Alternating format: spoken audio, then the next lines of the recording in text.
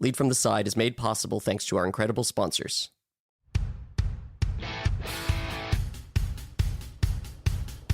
Hi, I'm Spencer Kassimir, and this is Lead from the Side. Previously, I sat down with Ben Graham, formerly of Geelong Cats, and a slew of NFL teams. He's best known for being the first Australian to play in a Super Bowl. Ben was kind enough to describe his personal experience, the difference between the cultures of teams, the difference between cultures and countries, and even cities. We also talked about his transition from the AFL to the NFL. It wasn't as straightforward and as clear as maybe it is today, which is still a feat in and of itself. Ben's story teaches the value of resilience, family, and staying the course. We're here to talk about business, but we can't do that unless we talk about the business of the Super Bowl and what's going on. So you're on the ground. We've switched spaces. I've got summer down here in Australia. You have what feels like summer, though it's the winter, in Los Angeles. Well, I couldn't believe it. I don't think I was prepared well enough with what I packed. The days are far hotter than I expected. It got up to 29 degrees today. And the evenings are cooler than I expected. It got down to 8 degrees last night. So the weather is absolutely extraordinary. Not a cloud in the sky, not a breath of wind. Been doing a lot of sightseeing the last couple of days, getting that out of the road. And look, there are signs that their Super Bowl is in LA and it's only going to grow. But I tell you, the Rams are very lucky to have slept in their own beds for the last 3 weeks, hosting the NFC Championship game and now the Super Bowl. The Bengals don't arrive in town until tomorrow. That's Tuesday. Have not seen one Bengals jersey yet. But what a great city to host the Super Bowl. I'm still getting used to being back in America, and you always feel like you've got more money in your pocket with the dollar bill. You're allowed to turn right on red. Everything's in miles and Fahrenheit. Amongst other things. So let's talk about how you've gotten to where you are now, because you've already gone from the AFL to the NFL and then post-career. So let's dive right into it. Well, we'll go back to the start when I grew up in Geelong and all I wanted to do was play in the AFL. My uncle played, my father was on a list, my grandfather played over 200 games for South Melbourne. So that was my boyhood dream. And I did watch the Super Bowl. Don Lane brought the NFL to Australian audiences back in the day. So I knew about it. But at the end of 2004, I had an opportunity to travel to the States based on a workout I did back in 1997, where the New York Jets had some scouts in Australia. They'd heard about that I had a big kick and I may be able to make the transition into their sport. And I was offered at that time a 3-year deal on the spot. Now, looking back, it was no guarantees. It was an opportunity to come and train during their off-season training camp activities. But it lit the fire. And that was important because I said at the time that I wanted to play out my AFL career, get the most out of that, live out my boyhood dream.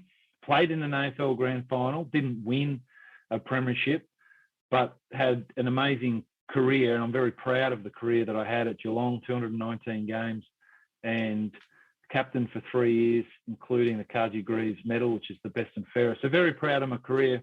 So it was a massive leap of faith for myself and my family. But once I established myself as a punter in the NFL, I thought I was going to play for 14 years like I did at Geelong. So 2008 was the year that summed up how the NFL operate, the most cutthroat industry. At the time, I had a 6-year extension, and in my 4th season, I was cut after the second game. I had a bad game against New England, and I was called in just before the team photo, actually, to the general manager's office and told that my services were no longer required. It's not like the AFL where you are on a 3-year contract and you see out those 3 years. So 2008, got cut after week 2, was in San Diego meeting my mentor, Darren Bennett, who had played in the league before for the San Diego Chargers and the Minnesota Vikings. I was struggling with consistency, and he basically just said, just catch the fat part of the ball and do what you do best and kick it. That's some great advice. Now, and this is where my business side and my doctoral research do overlap a little bit, is the actual, not just cultural, but the actual legal difference of living in each country. America is the only post-industrial nation that allows for and has something called at-will employment, where people can be fired without good cause. Now, yes, there are defenses and protections in other ways. So that must have been a huge shock for you. Yeah, it was certainly a shock, not only moving countries and experiencing the health system, the social security, the credit. When I look back, incredible to think that at the start of the year, I felt on top of the world. I rang the Wall Street bell. I appeared on Sesame Street. I led the league in the preseason in every category. And to be cut after week 2, re-signed week 3. So I was in San Diego with Darren, and my agent called and said, where are you? The Jets want to re-sign you. At that point in time, I told my agent to tell him to stick it because I didn't want to go back there given what had just happened. And I was talked down off the ledge and advised rightly to accept the deal, the re-signing. And this is how the locker rooms differ. So when I went to breakfast on the morning of the game at the hotel, my teammates didn't even know that I was cut. They just thought I'd gone back to Australia for a couple of days and here I was ready to play again. But what they were doing was just the guy that replaced me was injured. They were getting him healthy. I took over for 2 weeks before I was cut again. But my mindset completely changed from what I felt like a part of the team, like I was in Geelong, like I had been for the first 3 years at the Jets, to a hired gun.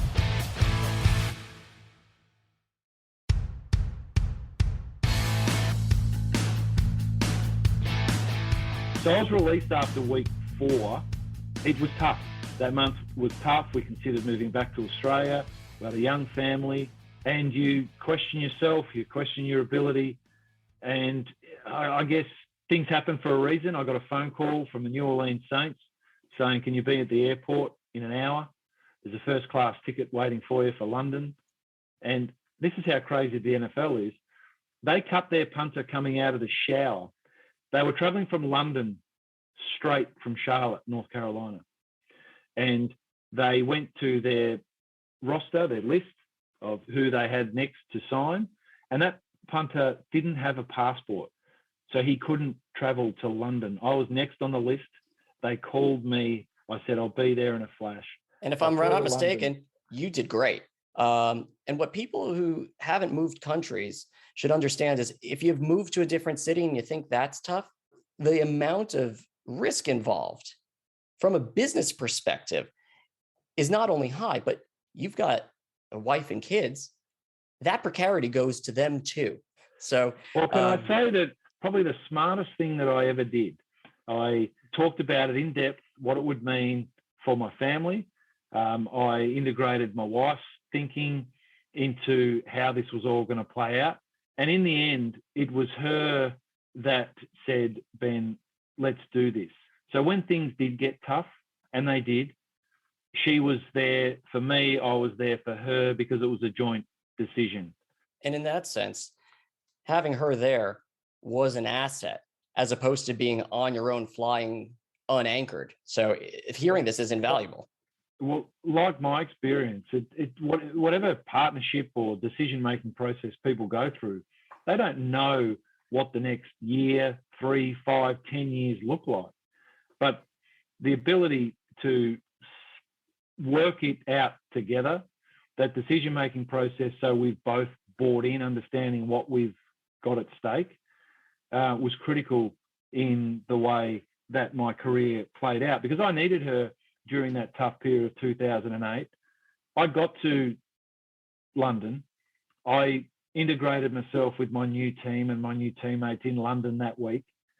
We won the game, got back to New Orleans on the Monday, and Sean Payton, the coach at the time, called me in with the kicker. And for the first time in NFL history, the punter and kicker were cut on the same day during the season. I thought I was going to play for the New Orleans Saints. Well, I was cut 3 times by 2 teams at this point. It's only just past halfway of the NFL season. And this time, my family said, I think it's time that we should go back to Australia. But I stuck at it with encouragement of my wife. We kept working. She kept snapping me footballs in the living room. And I believed that there was going to be an opportunity. And that opportunity came with the Arizona Cardinals, where I was brought into a workout with 3 other punters. And when a punter has a couple of poor punts in a row, they send him to the showers. And I was blessed that the skill that I brought to the NFL that really hadn't been seen before, apart from in small markets like where Darren was in Minnesota, the drop punt, the end over end. And the Arizona Cardinals had a high-powered offense that they wanted someone that could pin the opposition deep, not necessarily boom off a big bomb from the back of the end zone. Then my workout pinned all the balls inside the 5, and I was the last man standing. So at this point, I really and truly thought that I'm not going to invest in this team, in these people, in these players, because I could be on the street again tomorrow. And for those that don't know, these are culturally very different markets. You essentially have to almost educate yourself in certain ways. Speak about that and how you were able to really innovate and what the hurdles are like adjusting to the new culture, not just in the NFL, but the culture at large. Well, for me in the NFL, it didn't change from team to team because all teams are built very similarly. Yes, they have some different strategies when it comes to recruiting through the draft or trading or focusing on free agency. But from a family perspective, living in these different cities to try and find kids' schools and where to live, and it can be a lonely existence. But because the family were there and we did it together, it certainly did help. And you made a point about Phoenix. Well, we were very lucky in the outset that our first city we lived in was New York, an amazing city, so much to offer. We lived on Long Island. But when we moved to Phoenix, we felt like we found our place. A little bit more like Australia. We found a nice community where a lot of other families that I played with lived with their kids. Weather was fantastic. The only downside was there's no beach in Phoenix. But the thing about that year is my first punt for the Arizona Cardinals was a good punt. It was deep. It was on the sideline. There were some missed tackles from the coverage unit, and they returned it for a touchdown. Now, what I'd been through, I felt like that I should just run off the field and keep running down the tunnel and grab my bag and catch the next flight out of there. Well, the best thing happened. The special teams coach of the Arizona Cardinals, Kevin Spencer, put his arm around me on the sideline and said, Ben, I know what you've been through. That was a good punt. Don't stress. You're going to be with us for the rest of the year, no matter what happens. Now, that confidence was all that I needed at that point in time. And I performed at the top of my game for the rest of that year and played with the Arizona Cardinals for the next 3 years because of someone putting their arm around me and giving me the confidence that I needed at my lowest point. So 2008, Spencer, started on the top of the world. I went down to the greatest depths that I've been in life. I was fortunate that I had my family support the entire way, but ended on a high, and my greatest sporting moment partaking in Super Bowl 43, 13 years ago. That's incredible because it really elucidates a lot of the cultural business elements that we see across the US that people aren't aware of. People love to see these conclusions, the great final product. It is the biggest market. It is the big show. You were on that stage, but there isn't always an understanding of the sacrifices. Again, the instability for you and your family that you had to go over there, knowing that unlike the AFL, the guarantees are not there. Yeah, it's a good point because growing up in Australia, when all you think is the AFL is the be-all and end-all, you move countries into a sport in a country that's got 10 times the amount of people. It's on a completely different level. What I found moving to America from Australia is, yes, I moved in a sporting context, but the people that I've met that have had similar journeys we often talked about when we moved to America, the great things that America had to offer and how good would it be bringing that back to Australia. Well, we had it all round the wrong way.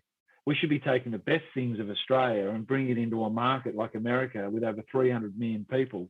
And that's essentially what we've done. So for the entrepreneurs, for the people that have grown up in Australia, now for a lot of people it doesn't work out, but who wants to grow old and always think, I wonder if I had have gone to the NFL, or I wonder if I didn't branch out overseas.